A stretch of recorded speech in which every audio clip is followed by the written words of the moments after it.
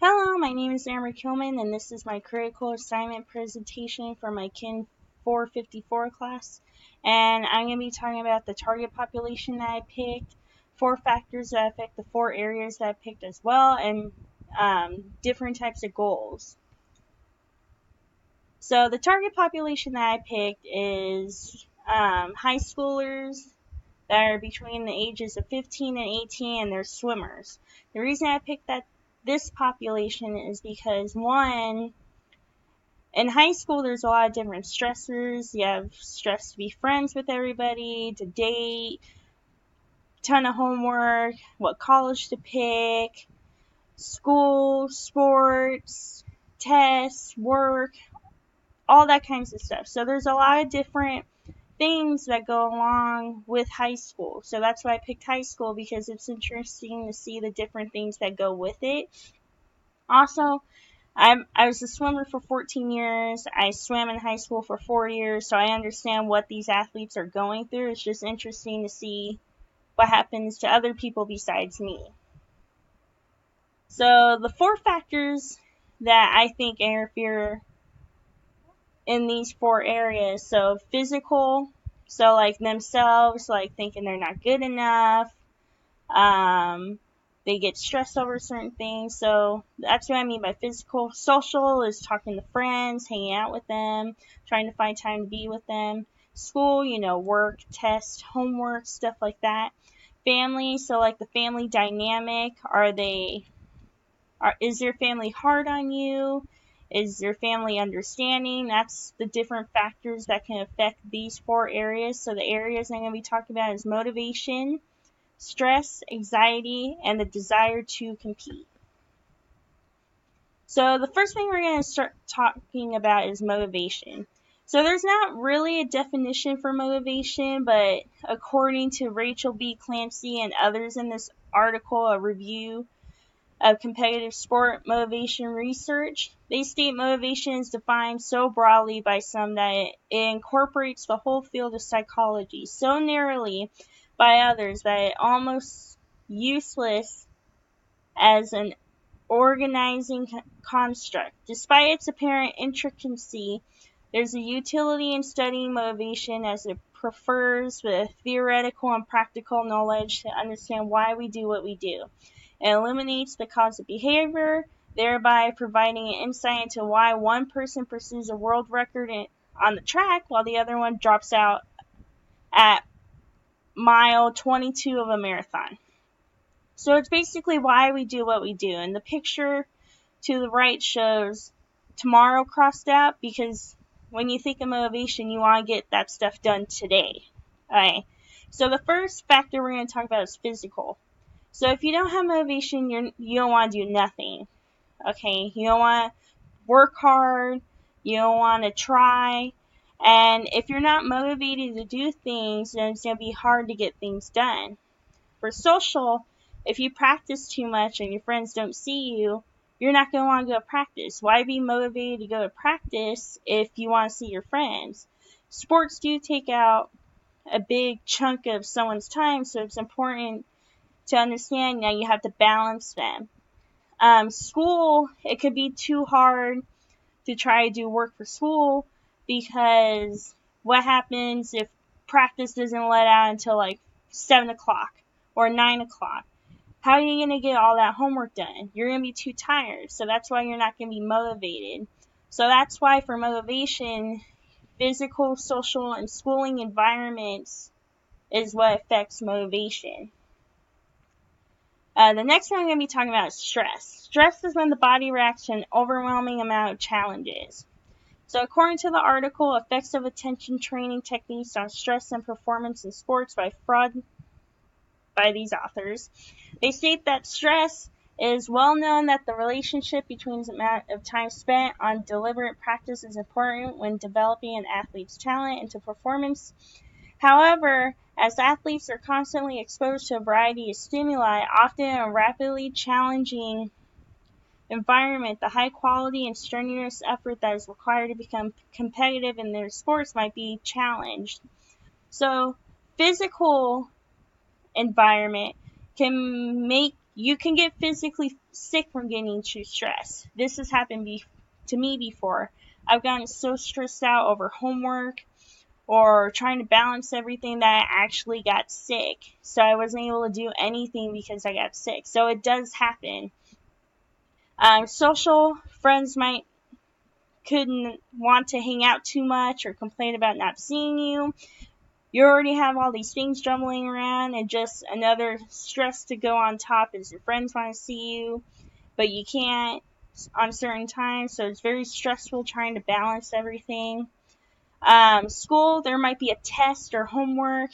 There might be giving too much homework. There might be projects that you have to get done, and you don't have much time to get it done, so that's when you become stressed.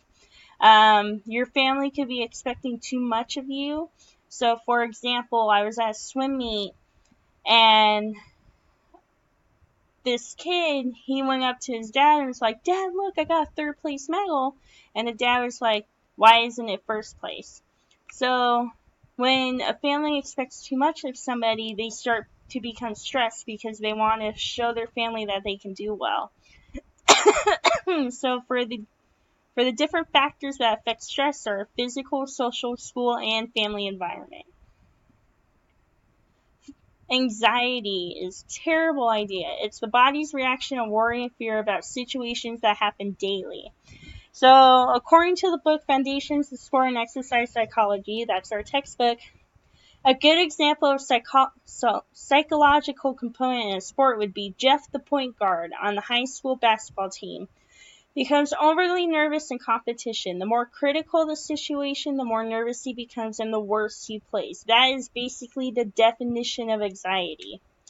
So for physical, you worry about competition, you just worry about everything. So if a test comes up, like for the school environment, you're worrying about failing the test. You're worrying about if you studied enough, and stuff like that. For me, when it came to swimming, I would worry about the competition, whether or not I was going to get first place, if I was going to defend my league title. And I got so stressed out and so worried that I was going to lose, I ended up losing. So anxiety can be a very bad thing. So the different things that affect anxiety are physical and school environment. The next one and the last one is the desire to compete. So desire to compete is when an individual is good at a type of competition and wants to show off their skills. It can be a good or bad thing. So for social, it's mainly a bad thing. Someone can become too cocky and say, "Hey, look at me, I do awesome, I get first place in everything." And then your friends aren't going to want to be around you because you're trying to say you're better than everybody, and that's not a good thing. For physical, the bad thing could be you're too cocky, you want to show off, but what happens if you get second place? Out of all the times you got in first place, you're going to be so angry because you think, "Oh, I should have done better."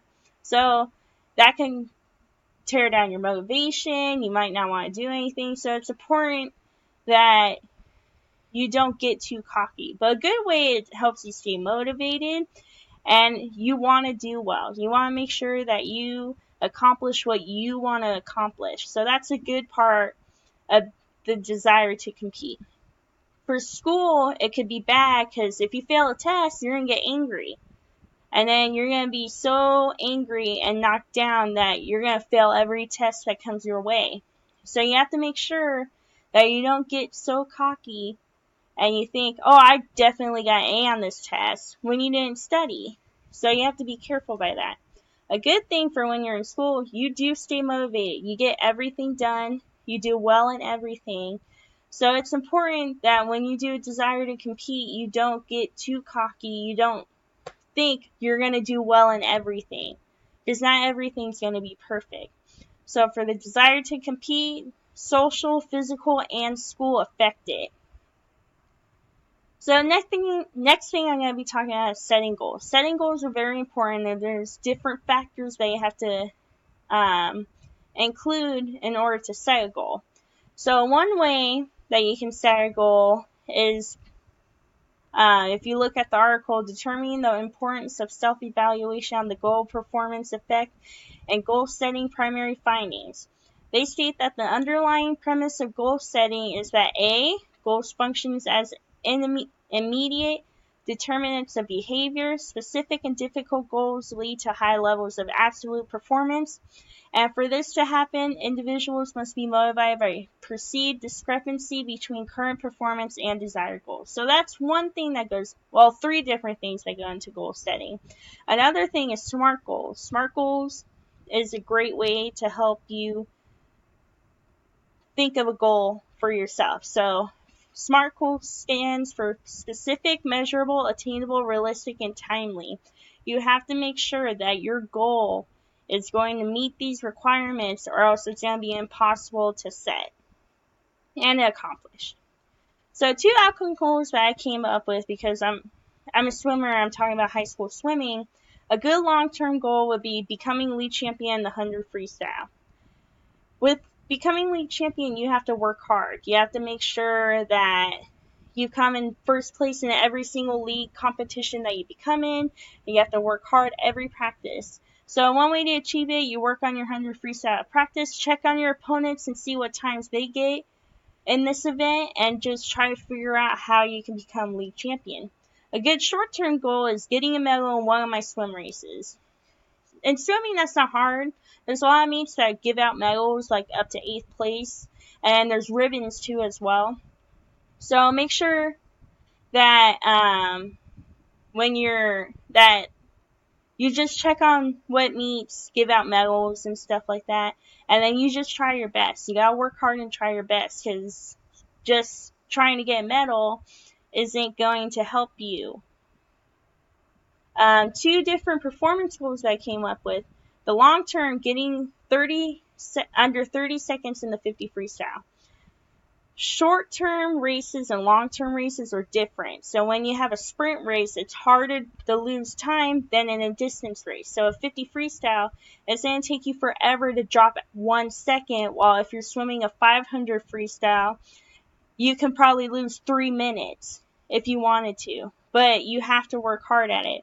So if you want to do under 30 seconds, you have to, at practice, do 10 50s on a minute, working on pace. Make sure you make it between 29 to 32 seconds for each 50.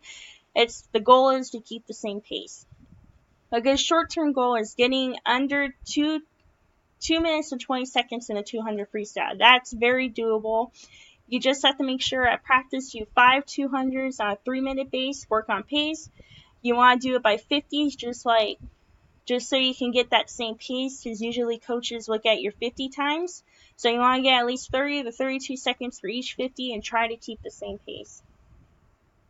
And the last thing is 2 progress goals. So long-term goal, underwater dolphin kick to the 15-meter line. So with that, you have to hold your breath for a long time. So you have to train your lungs, and you have to make them expand and get used to holding your breath for so long. So a way to achieve that, at practice, perform 12 25s, underwater dolphin kicking in 45 seconds. Each one, try to underwater dolphin kick farther. Count how many kicks it takes to get to the 15-meter mark. So by counting, you're able to see, okay, it takes me 10 kicks to get halfway, and if I try to go to the 15-meter mark, it might take me 12, 13 kicks. So if you count your kicks, this is going to help you reach your goal. A good short-term goal is working on your pulling drill and increase arm pull length. So when you do freestyle, you can't enter in early because you won't push as much water. So it's good to stretch it long and far and push as much water as you can. So to achieve this, perform the catch-up drill or fingertip drag. These drills, so catch-up drill, you basically play tag with yourself. So you tap your hand, go, tap your hand, go. With the fingertip drag, you take your fingertips and you drag them across the water. So these drills are going to help you in order to achieve a longer arm pull. So that was my presentation. I talked about the group that I researched. I talked about 4 different factors that affect the 4 different areas. So how physical, social, school, and family environment affect motivation, stress, anxiety, and the desire to compete. And I talked about the different goals. So 2 different performance goals, 2 different outcome goals, and 2 different progress goals. I hope you enjoyed, and thank you for watching.